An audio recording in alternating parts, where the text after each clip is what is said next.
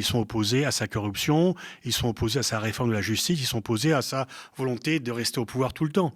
Mais combien revendiquent vraiment le droit des Palestiniens à avoir un État ou avoir des droits tout simplement? Ils sont formidables, admirables, mais très minoritaires. Le blog indépendant Ya'ni rappelle toutefois donc que les voix contre ne reposaient pas nécessairement, comme vous l'avez dit, sur un rejet de principe, en citant par exemple le chef de l'opposition au Parlement, Yair Lapid, qui affirme ne pas être opposé à la peine de mort en tant que telle, mais au fait que la loi non rétroactive ne pourrait pas s'appliquer aux auteurs des attaques du 7 octobre. On est dans le détail quand même.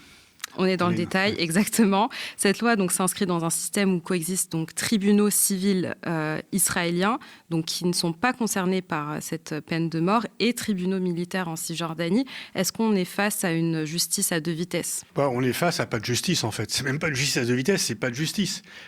Israël peut mettre en prison des Palestiniens en détention administrative sans dire pourquoi ces gens-là sont emprisonnés, sans qu'ils puissent avoir forcément accès à un avocat et avec une peine de prison de 6 mois qui est renouvelable sans avoir d'explication à donner.